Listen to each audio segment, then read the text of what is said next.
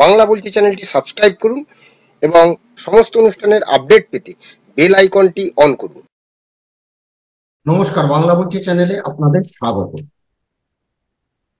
7ই মে এবং 8ই মে এই দুদিন পশ্চিমবঙ্গের রাজনীতির ক্ষেত্রে কি একটি গুরুত্বপূর্ণ দিন হতে চলেছে। এই দুদিন কেন বলছি কথাটা, মহার্ঘ ভাতা, রাজ্য সরকারি কর্মীদের যে মহার্ঘ ভাতা অর্থাৎ ডিএ, সেটা 7 তারিখ অর্থাৎ আমাদের যেদিন প্রতিবেদন যাচ্ছে সেই দিন সুপ্রিম কোর্টে দীর্ঘদিন মামলাটা ঝুলেছিল। সেই মামলাটা 7ই মে 2025 অর্থাৎ বুধবার দিন এই মামলাটা সুপ্রিম কোর্ট একদম প্রথম সারিতে রেখেছে। টপ অফ দ্য লিস্ট অর্থাৎ নির্ধারিত শুনানি অ্যাডভোকেট প্রভাকরের যে পদক্ষেপ যেটা দেওয়া হয়েছে, যে 2022 সালে সুপ্রিম কোর্টে ডিএ মামলা শুরু হয়েছিল, এই প্রথমবার মামলার বিবরণীতে এটিকে টপ অফ দ্য লিস্টের অর্থাৎ তালিকার শীর্ষে রাখা হলো। অর্থাৎ 7ই মে তারিখে প্রথমে এই মামলা শুনানি হবে। এই ঘটনা অত্যন্ত তাৎপর্যপূর্ণ, যে এর ফলে আশা করা হচ্ছে যে মামলাটি যদি ওই দিন শোনা হয় এবং যদি কোনো কারণে পিছিয়ে না যায়, এবং যা জানা যাচ্ছে মামলাটি বিচারপতি সঞ্জয় ক্যারলের বেঞ্চে, সেটা যেমন একদিকে তেমন অন্যদিকে এই হাইকোর্টে 32,000 প্রাথমিক যে শিক্ষক নিয়োগের বাতিল মামলার শুনানি 7ই মে থেকে শুরু হওয়ার কথা। বিচারপতি তপব্রত চক্রবর্তী ও বিচারপতি ঋতব্রত কুমার মিত্রের এজলাসে এই শুনানি হওয়ার কথা। আর 8ই মে সেটাও একটি গুরুত্বপূর্ণ দিন, যে দিনে 26,000 যে চাকরি বাতিল হয়েছিল তার রায় পুনর্বিবেচনা চেয়ে সুপ্রিম কোর্টে রাজ্য সরকার এবং এসএসসি যেটা তারা একটা অ্যাপিল করেছে, যে অ্যাপিলে বৃহস্পতিবার অর্থাৎ 8 তারিখ শুনানির সম্ভাবনা রয়েছে। এখন যদি একদিকে ডিএ মামলা, অন্যদিকে 32,000 প্রাথমিকের চাকরি বাতিল মামলা এবং এসএসসি 26,000 চাকরি বাতিলের অ্যাপিল যদি না শোনে, তাহলে এই রাজ্যে রাজ্য রাজনীতি কতটা কোন খাতে বইবে সেদিকে আমাদের নজর থাকবে। আর আজকে এই 3টি মামলা কি হওয়ার সম্ভাবনা সেটা নিয়ে আমরা আলোচনা করব। আমি বিপ্লব, আমার সঙ্গে রয়েছেন বিশিষ্ট আইনজীবী চন্দ্রশেখর দা। আপনাদের স্বাগত। চন্দ্রশেখর, যে 3টে বিষয়, একটা হচ্ছে 7ই মে অর্থাৎ বুধবার, যেদিন আমাদের এই প্রতিবেদনটি যাচ্ছে, হয়তো সকাল 10টাতেই এই মামলার শুনানি হবে, সেটা হচ্ছে ডিএ মামলা। আর তারপরে হাইকোর্টে আছে 32,000 নিয়োগ বাতিল মামলা, এবং তারপরের দিন সুপ্রিম কোর্টে 26,000 চাকরি বাতিলের রায় পুনর্বিবেচনা। তো এই 3টে মামলার গতি প্রকৃতি কি হবে বলে আপনার মনে হয় একজন আইনজীবী হিসেবে? দেখুন বিপ্লববাবু, পশ্চিমবঙ্গের বর্তমান যে পরিস্থিতি, এবং আপনি 7ই মে 8ই মে এর কথা বললেন, আমি শুরু করব 9ই মে, কবিপক্ষ, কবিগুরু রবীন্দ্রনাথের জন্মতিথি। সুতরাং এই কবিপক্ষ শুরু হবে। আর তার আগে পশ্চিমবঙ্গের রাজনৈতিক প্রেক্ষিতে সুপ্রিম কোর্ট এবং কলকাতা হাইকোর্টে যে মামলার ইম্পর্টেন্ট কতগুলো মামলা একসঙ্গে সাইমালটেনিয়াসলি পরপর 7 তারিখে এবং 8 তারিখে রয়েছে, যেটা আমার মনে হয়, এই কারণে আমি রবীন্দ্রনাথের কথা বললাম। তার কারণ হচ্ছে রবীন্দ্রনাথের সেই বিখ্যাত লাইন, বিচারের বাণী নীরবে নিভৃতে কাঁদে। তো আজকে 32,000 যে প্রাইমারি টেটের যারা নিয়োগ, সেই নিয়োগের মামলা কলকাতা হাইকোর্টে যখন প্রথম 42,000 প্রায় 43,000 লোককে নিয়োগ করা হয়েছিল, এবং সেখানে কিছু ত্রুটি ছিল, কিছু দুর্নীতি ছিল, এবং সেটাকে চ্যালেঞ্জ করে কলকাতা হাইকোর্টে রিট পিটিশন ফাইল হয় এবং সেই রিট পিটিশন যখন বিচারপতি অভিজিৎ গঙ্গোপাধ্যায় প্রাক্তন তার ঘরে এই মামলা শুনানি হয় এবং শুনানির পর তিনি এই সব পক্ষের বক্তব্য শোনার পর তিনি এই ৩২,০০০ যে প্রাথমিকের শিক্ষক তাদের সমস্ত যে নিয়োগ সেই নিয়োগটাকে ক্যান্সেল করেন, অর্থাৎ সেটাকে বেনিয়ম হয়েছে বলে সেগুলোকে ক্যান্সেল করার অর্ডার দেন এবং তার সঙ্গে সঙ্গে তিনি বলেন যে ৩ মাসের মধ্যে নতুন করে আবার নিয়োগ করার পদ্ধতি ব্যবস্থা নিতে হবে এবং যারা শিক্ষক হিসেবে রয়েছে তারা কিন্তু সেই মানে যেহেতু স্কুলগুলো টোটালি যদি তাদের ক্যান্সেল হয়ে যায় তাদের অ্যাপয়েন্টমেন্ট গুলো, স্কুলগুলো এফেক্ট হবে বলে তাদেরকে এই শিক্ষক হিসেবে কাজ চালিয়ে যাওয়ার জন্য অর্ডার দেন। সেই অর্ডারকে চ্যালেঞ্জ করে যখন রাজ্য সরকার শিক্ষা দপ্তর কলকাতা হাইকোর্টের ডিভিশন বেঞ্চে যায় এবং ডিভিশন বেঞ্চে সেই শুনানি প্রথমে এফিডেভিটের ডিরেকশন হয়, এফিডেভিটের ডিরেকশন এখন ফাইনাল হিয়ারিং এ আসে এবং সেই ফাইনাল হিয়ারিং প্রথমে জাস্টিস সৌমেন সেন এর ডিভিশন বেঞ্চে যায় এবং জাস্টিস সৌমেন সেন এই মামলা থেকে নিজেকে বিরত রাখেন যে আমি এই মামলা শুনানি করব না কারণ ব্যক্তিগত কোনো কারণে, এবং তারপরে এই মামলা বিচারপতি তপব্রত চক্রবর্তী এবং জাস্টিস মিত্র ঋতব্রত মিত্র তার বেঞ্চে শুনানির জন্য যায় এবং সেই দিনে শুনানি হওয়ার পরে আজ আগামী কাল 7ই মে ডেটটা ফিক্স হয় যে সব পক্ষের বক্তব্য শুনবে কোর্ট এবং শুনে সেটা কালকের পরবর্তী ক্ষেত্রেও আবার তার যদি মনে করে কোর্ট আবার পরবর্তী আর একটা দিন দেবে সেই দিনও শুনতে পারে, সেটা মামলা যখন শুনানি চলবে তখন সেটা বোঝা যাবে।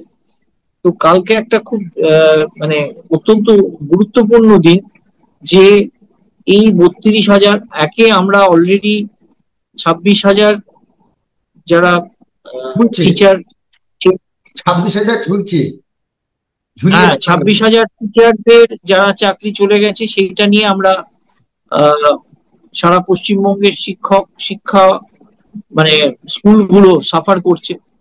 এরপরে যদি প্রাইমারির এই টিচারদের শুনানি কাল হবে, আগামী দিনেও হবে, হয়ে তাদের নিয়োগ যদি সত্যি যে সিঙ্গেল বেঞ্চের যে অর্ডার যেটা রয়েছে তাদের নিয়োগটাকে ক্যান্সেল করা, সেই অর্ডার যদি আবার ডিভিশন বেঞ্চে আপহেল্ড হয় তাহলে টোটাল পশ্চিমবঙ্গের শিক্ষা ব্যবস্থাটা প্রাইমারি এবং সেকেন্ডারি অবস্থা একেবারে মানে অত্যন্ত খারাপ অবস্থা হবে এবং কিভাবে যে চলবে শিক্ষা ব্যবস্থা আমি জানি না। পশ্চিমবঙ্গের মানুষ হিসেবে আমরা সত্যি লজ্জিত যে এরকম পরিস্থিতি কোনোদিন পশ্চিমবঙ্গ দেখেনি, ভারতবর্ষেরও কোনো অন্য রাজ্যে এইরকম ভাবে একটা টোটাল শিক্ষা দপ্তরটা সমস্ত শিক্ষক নিয়োগগুলোই এরকম বেনিয়ম অনিয়ম এবং দুর্নীতিতে ভরা এরকম কখনো হয়েছে বলে আমার জানা নেই। এবং আর একটা জিনিস যেটা সেটা হচ্ছে যে আগামীকাল আর একটা বিরাট মামলা, সেটা হচ্ছে পশ্চিমবঙ্গ রাজ্য সরকারি কর্মচারী যারা রয়েছে তারা এই যে কেন্দ্রীয় হারে যে ডিএ পাওয়ার কথা সেই ডিএ এর মামলাতেও তারা সুপ্রিম কোর্টের আগামীকাল সেই মামলা শুনানি রয়েছে। এক্ষেত্রে বলে রাখা ভালো যে কলকাতায় প্রথম যখন এই রাজ্য সরকারের কর্মচারীরা যারা মামলা করে ওয়েস্ট বেঙ্গল অ্যাডমিনিস্ট্রেটিভ ট্রাইব্যুনালে, সেই অ্যাডমিনিস্ট্রেটিভ ট্রাইব্যুনালের মামলা প্রথম যখন হয় সেখানে কিন্তু এই যারা রাজ্য সরকারের কর্মচারী তারা এই ডিএ পাওয়ার ব্যাপার নিয়ে এই মামলা হয়। তারপরে সেটা কলকাতা হাইকোর্টের ডিভিশন বেঞ্চে যায় এবং ডিভিশন বেঞ্চ সেখানে কর্মচারীরা যাতে ডিএ পায় তার জন্য অর্ডার দেয় এবং তার সেই অর্ডারকে চ্যালেঞ্জ করে সুপ্রিম কোর্টের এই শুনানি প্রায় গত 2 বছর ধরে এই শুনানি মানে সুপ্রিম কোর্টে হচ্ছে না, ডেট হচ্ছে পরের পর, এবং গত যেদিন ছিল সেদিন একজন বিচারপতি না থাকার ফলে সেই মামলা শুনানি হয়নি, এবং আগামীকাল এই মামলার আবার সেই শুনানির দিন রয়েছে।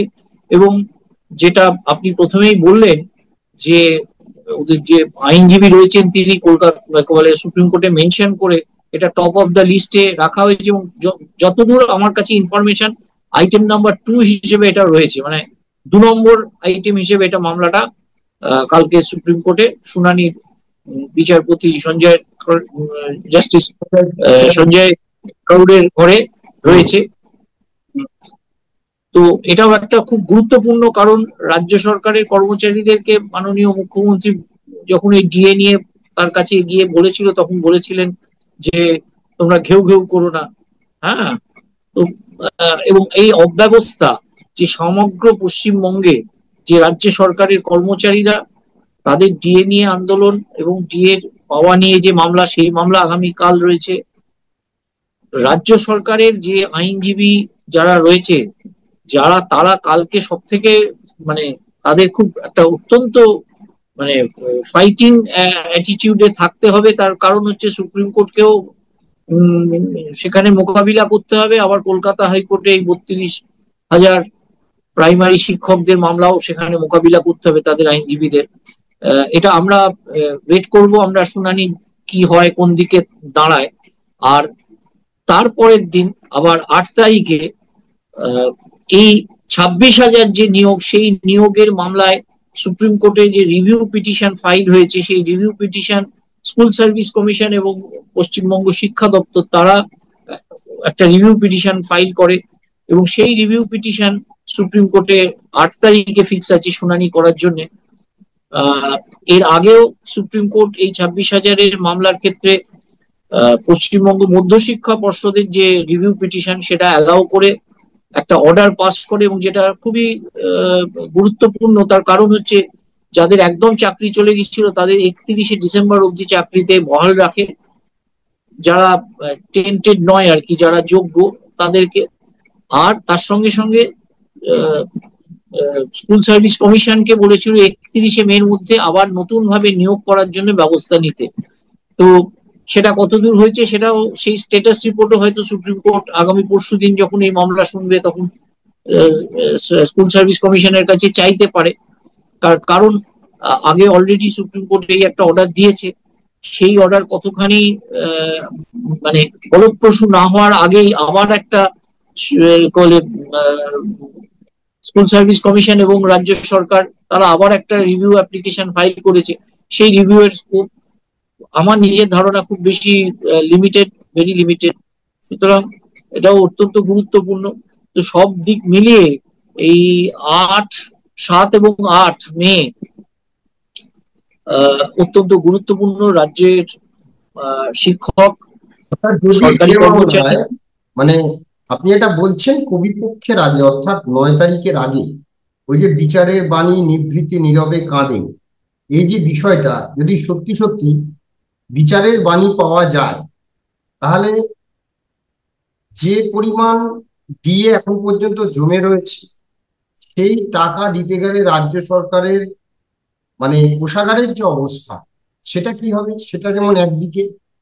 অন্যদিকে আরেকটি বিষয় যে যদি 32,000 চাকরি আবার দেখা যায় যে বাতিলের পথে যাচ্ছে ডিভিশন বেঞ্চ হাইকোর্টে, সেক্ষেত্রে কি হবে?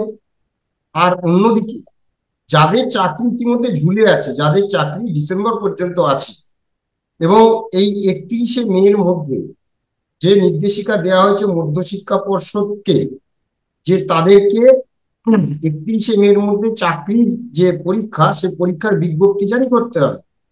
এখন দেখা যে কি হয় এরকম একটা ভাব।